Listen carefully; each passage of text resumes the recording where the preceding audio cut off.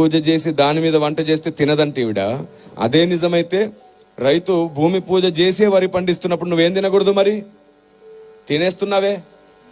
షాపుల్లోంచి నువ్వు బ్యాగులు తీసుకొచ్చినప్పుడు దాని మీద ఎవరి ఫోటోలు ఉంటున్నాయి? వారి ఇష్టదైవం ఫోటోలే ఉంటున్నాయి. మరి ఎలా తెచ్చుకుంటున్నావు? ఉదయం నువ్వు షాపుకి వెళ్ళి 1 కేజీ షుగర్ కావాలని అంటే ఫస్ట్ వాళ్ళు షాప్ తెరిచి ఏం చేస్తారు? తమ ఇష్టదైవానికి మొక్కి షాప్ అంతా తిప్పి మళ్ళీ తర్వాత డబ్బుల పెట్టెలో కూడా ఆ తర్వాతే కదా నీకు ఇస్తున్నారు. ఆ లెక్క ప్రకారం నువ్వు ఏ షాపులో ఏం కొనకూడదుగా. మరి ఎందుకు కొంటున్నావు? చివరికి కటింగ్ షాప్కి వెళ్తే కూడా వాడు పూజ చేయకుండా కట్ చేయట్లేదు. ఎందుకు కట్ చేయించుకుంటున్నావు? ఇలాగే ఆలోచిస్తూ పోతే నువ్వు బస్సు ఎక్కావు. బస్సు ఎక్కగానే ఖచ్చితంగా అతను ఏం చేస్తాడు? అగరొత్తి వెలిగించి పూజ చేసుకుంటాడు. ఆ తర్వాత బస్ స్టార్ట్ చేస్తాడు. ఆ లెక్క ప్రకారం నువ్వు ఏం ఎక్కకూడదు? ట్రైన్ ని ఎవరో ఒక కేంద్ర మంత్రి వచ్చి పూజ చేసి ప్రారంభిస్తాడు ఆట. అలాగైతే నువ్వేం ఎక్కకూడదు? ఇలా ఆలోచిస్తే నువ్వు వేసుకున్న బట్టలు ఏదో ఒక షాప్ లో పూజ చేసినాక అమ్మారు. అప్పుడు నువ్వేం వేసుకోకూడదు?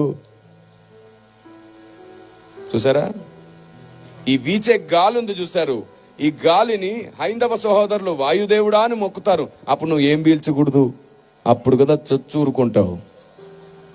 బుద్ధి లేని లాజిక్లన్నీ పెట్టి క్రైస్తవ్యాన్ని ఇంకా వ్యతిరేకంగా శత్రువులుగా మార్చేస్తారా? సువార్తకి ఇంకా ఆటంకంగా నిలబడతారా?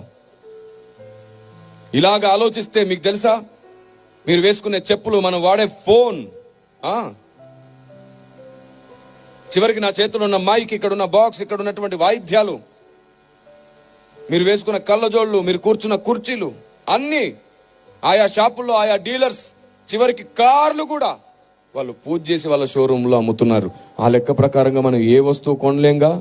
ఇంకా మీకు బాగా ఇష్టమైన వస్తువు గురించి చెప్పనా? బంగారం. ఏ మార్వాడి అయినా పూజ చేయకుండా బంగారం తయారు చేస్తాడా?